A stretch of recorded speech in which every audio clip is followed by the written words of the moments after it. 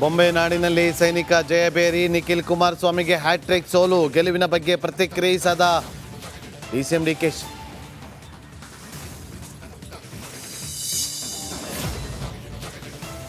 By election ಕದನದಲ್ಲಿ ಬಾಡಿದ ಕಮಲ, 3 ಕ್ಷೇತ್ರದಲ್ಲೂ NDA ಅಭ್ಯರ್ಥಿಗಳಿಗೆ ಮುಖಭಂಗ. ರಾಜ್ಯ ಬಿಜೆಪಿಯಲ್ಲಿ ಬಣ ರಾಜಕೀಯ.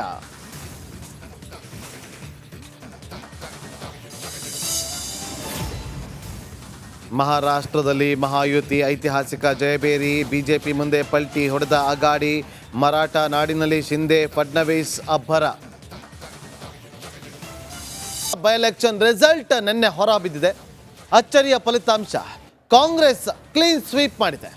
3 ಕ್ಷೇತ್ರಗಳಲ್ಲೂ ಕೂಡ ಎನ್ಡಿಎ ಅಭ್ಯರ್ಥಿಗಳು ಸೋತಿದ್ದಾರೆ.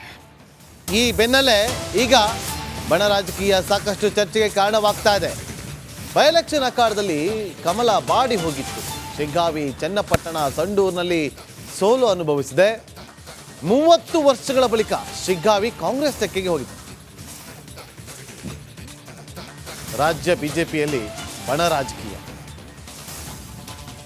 ಹಾಗಾದ್ರೆ ವಿಜೇಂದ್ರ ಅವರ ಅಧ್ಯಕ್ಷ ಸ್ಥಾನಕ್ಕೆ ಕುತ್ತು ಬಂತ ಅನ್ನೋ ಪ್ರಶ್ನೆ. ಯಾಕೆಂದ್ರೆ ಅವರನ್ನ ಆ ಸ್ಥಾನದಿಂದ ಕೆಳಗೆ ಇಳಿಸೋದಕ್ಕೆ ಕಸರತ್ತು ನಡೀತಾ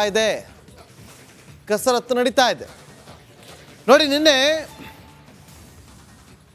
ಬಿಜೆಪಿಯ ಕೇಂದ್ರ ಕಚೇರಿಯಲ್ಲಿ ಪ್ರಧಾನಿ ನರೇಂದ್ರ ಮೋದಿ ಅವರು ಕಾರ್ಯಕರ್ತರನ್ನ ಉದ್ದೇಶಿಸಿ ಭಾಷಣ ಮಾಡ್ತಾರೆ.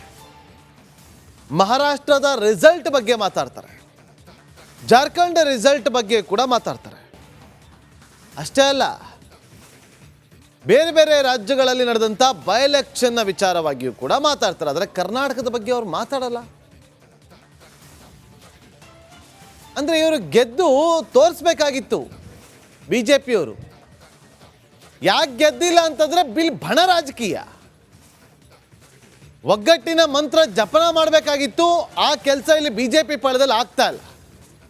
ಇವರ ಬಣ ರಾಜಕೀಯದಿಂದಾಗಿ ಈ ಬೈ ಎಲೆಕ್ಷನ್ ಅಲ್ಲಿ ಹೀನಾಯ ಸೋಲಾಗಿದೆ ಅನ್ನೋದು ಕೆಲ ನಾಯಕರ ವಾದ. ಮತ್ತಷ್ಟು ಮಾಹಿತಿಯನ್ನು ಕೊಡೋದಕ್ಕೆ ನಮ್ಮ ಪೊಲಿಟಿಕಲ್ ರಿಪೋರ್ಟರ್ ಸುರೇಶ್ ನೇರ ಸಂಪರ್ಕದಲ್ಲಿ ಜಾಯ್ನ್ ಆಗಿದ್ದಾರೆ. ಸುರೇಶ್, ನಿನ್ನೆ 3ಕ್ಕೆ 3 ಕ್ಷೇತ್ರದಲ್ಲಿ ಸೋಲೋದಕ್ಕೆ ಪ್ರಮುಖವಾದಂಥ ಕಾರಣ ಬಿಜೆಪಿಯ ಬಣ ರಾಜಕೀಯ. ಒಪ್ಕೊಳ್ತಾರ ಬಿಜೆಪಿ ನಾಯಕರು ಈಗ?